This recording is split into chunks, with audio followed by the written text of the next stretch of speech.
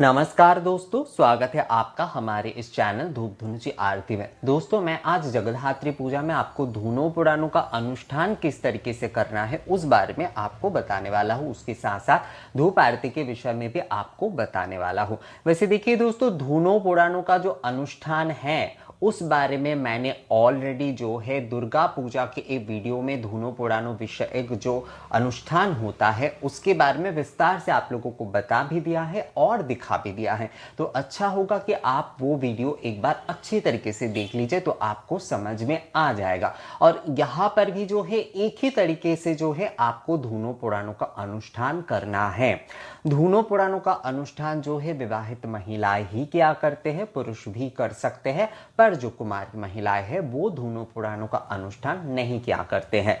धूनों पुराणों में हमेशा दो धुनुची का इस्तेमाल होगा। दो धुनुची के बिना धूनों पुराणों का अनुष्ठान नहीं होता है। आप मिट्टी के धुनुची ले सकते हैं, आप पीतल के धुनुची ले सकते हैं, पर उसमें दोनों धुनुची का होना बहुत जरूरी है। और इसमें नारियल की छिलके में जो है आपको घी के बाती से जलाना है। इसमें कपूर का इस्तेमाल ना करें तो ज्यादा अच्छा है, क्योंकि इसमें घी के बाती से ही जलाए जाते हैं जो धूनों पुराणों का अनुष्ठान होता है। और धूनों में मतलब धूप में, धूनों एक्चुअली धूप को एक्चुअली धूनों कहा जाता है। इसके जो सही मायने में इसे कहा जाता है, धूप के अलग अलग होते हैं ना, जैसे धूनों हो गए, गुग्गल हो गए। तो धूनों पुराणों इसलिए कहा जाता है क्योंकि मूल रूप से इसमें राल यानी धूनों को ही इसमें आहुति रूप में दिया जाता है।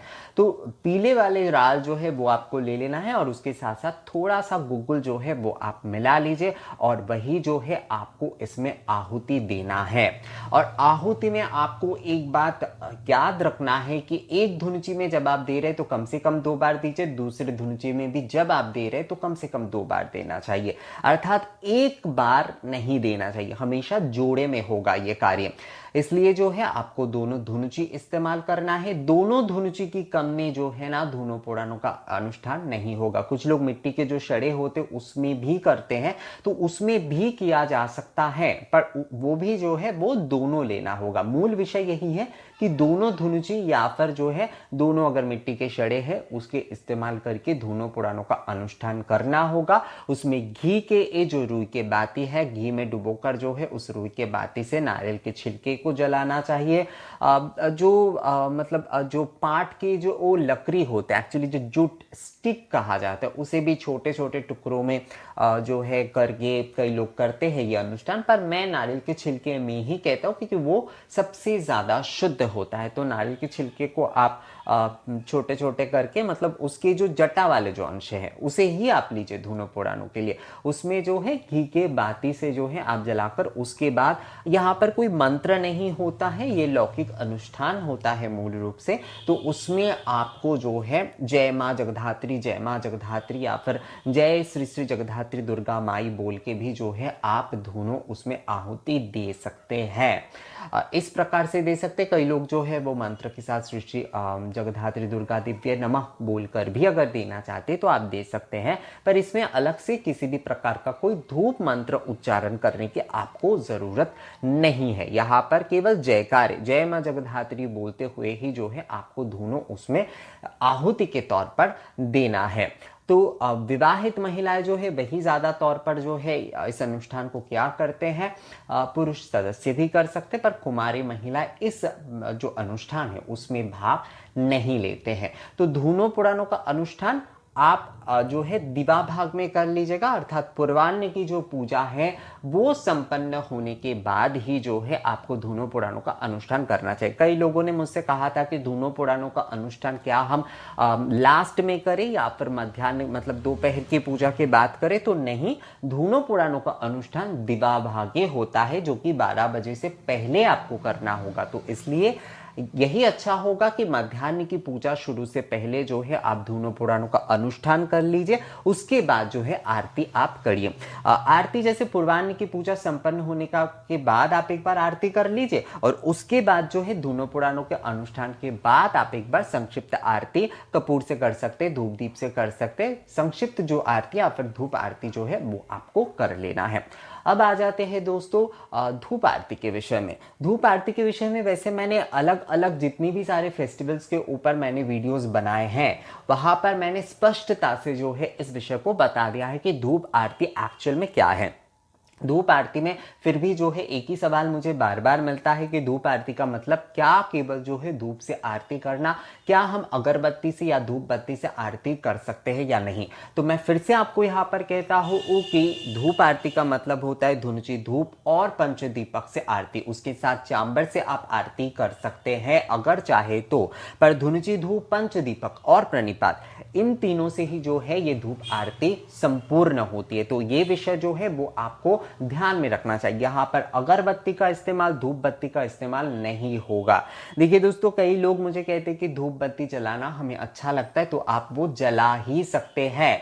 पर जो है यहाँ पर एक विषय आपको ध्यान में रखना जरूरी है कि जो धूप निवेदन आप कर रहे हैं, जो धूप जो है आप आरती के लिए माँ को अर्पण कर रहे हैं, वो कभी भी अगरबत्ती या फिर धूप बत्ती नहीं होना चाहिए। वो केवल जो है धुनुची धूप ही आपको लेना चाहिए, अर्थात धुनुची धूप ही जो है वो पूजा के लिए भी निवेदित होगा और उसके साथ साथ जैसे कि आरती के लिए भी जो है धुनुची धूप ही निवेदन करके आरती किया जाएगा।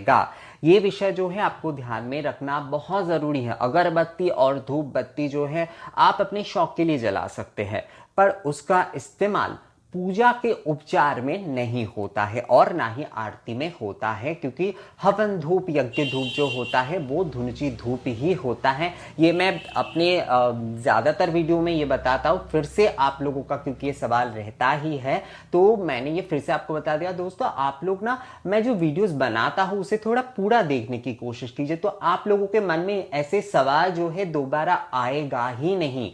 अगर आप लोग थोड़ा पूरा देखने की कष्ट करते हैं एक बार, तो आप लोगों को पूरा विषय जो है वहीं पर समझ में आ जाता है। कष्ट करके आप लोगों को सवाल जो है वो दोबारा पूछने की जरूरत ही नहीं होती है। तो कोशिश कीजिएगा कि वीडियो जो है पूरा देखने की, उसके बाद अगर आपके मन में जो है उस विषय को लेकर सवाल आते हैं तो जरूर कर सकते हैं। पर क्या होता है कि उस विषय को अगर आप थोड़ा ध्यान से थोड़ा सुन लेते हैं, देख लेते हैं, तो ये आपके लिए ही अच्छा होता है।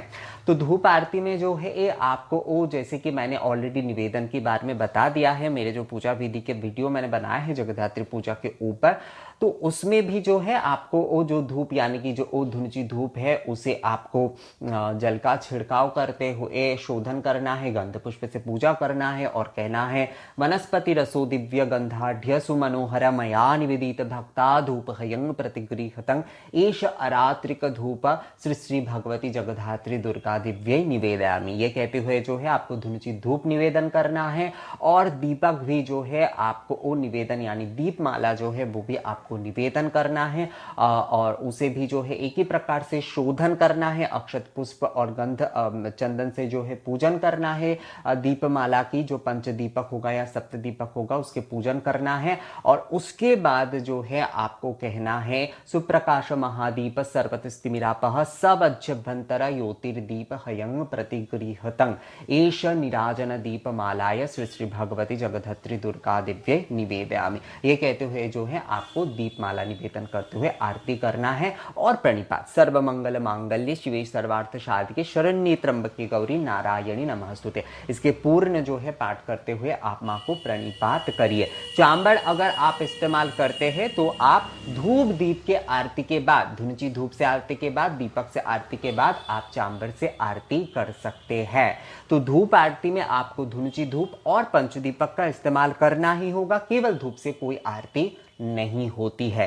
केवल धूप अगर होता है तो वो धूप दिखाना हो जाता है। केवल धूप दिखाना ये नहीं है, क्योंकि धूप के साथ आरती जुड़ा हुआ है। अगर हम शब्दों पर थोड़ा ध्यान देते तो हमारे कंफ्यूजन वहीं पर दूर हो जाते। धूप आरती या फिर धूपारती कहते हैं, तो धूप के साथ आरती, धूप के साथ जब आरती शब्द का युक्त हो रहा है मतलब धूप से और दीप से, धूप के साथ साथ जो है दूसरे जो भी आरती की सामग्री है उससे भी आरती करना। जैसे धूप पंच निराजन मतलब धूप के साथ और 5 चीजों से आरती करना।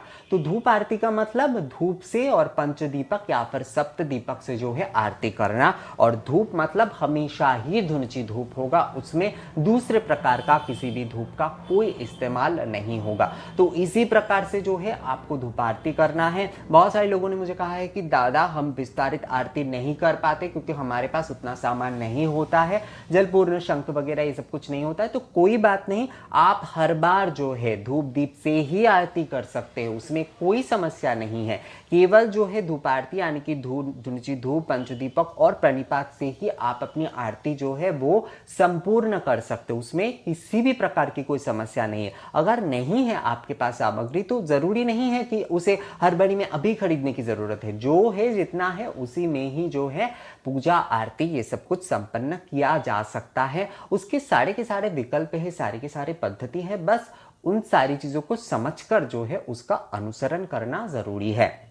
तो यहाँ पर जो है मैंने आपको दोनों पुराणों के बारे में बता दिया है और जो है धूप आरती के बारे में आपको समझा दिया है दोस्तों।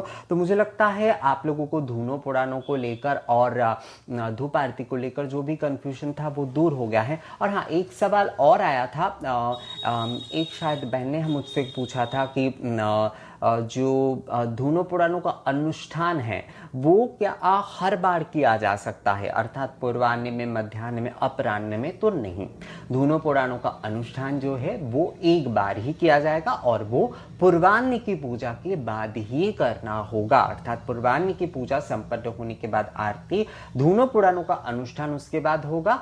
कई लोग इस समय कन्या पूजन भी करते, तो दोनों पुराणों के साथ साथ अगर आप कन्या पूजन करना चाहते तो वो भी आप कर लीजिए। उसके बाद एक बार फिर से आरती होगी, फिर मध्याह्न की पूजा शुरू होगी। तो हर बार जो है दोनों पुराणों का अनुष्ठान नहीं होता है, दोनों पुराणों का अनुष्ठान जो है वो केवल एक ही बार करना होता है। तो दोनों पुराणों के अनुष्ठान को लेकर और उसके साथ साथ जो है यानी धूप उत्सव, दोनों पुराणों का अनुष्ठान जो होता है उसे धूप उत्सव भी कहा जाता है, एक प्रकार से धूप अनुष्ठान कहा जाता है एक्चुअली। धूप उत्सव या धूप अनुष्ठान कुछ भी आप बोल लीजिए, या दोनों पुराणों कुछ भी बोल लीजिए। उसके साथ साथ जो है धूप आरती कैसे करना है ये आप लोगों को शायद स्पष्ट धारणा मिल गया है दोस्तों इस बारे में। और अगर कोई जानकारी आपको चाहिए तो मुझे कमेंट्स करके ज़रूर बता सकते हैं। और उसके साथ साथ अगर ये वीडियो अच्छा लगा है तो इसे लाइक और शेयर भी ज़रूर कर दीजिएगा। मिलेंगे आपसे अगले वीडियो में नए जानकारी के साथ, तब तक के लिए नमस्कार।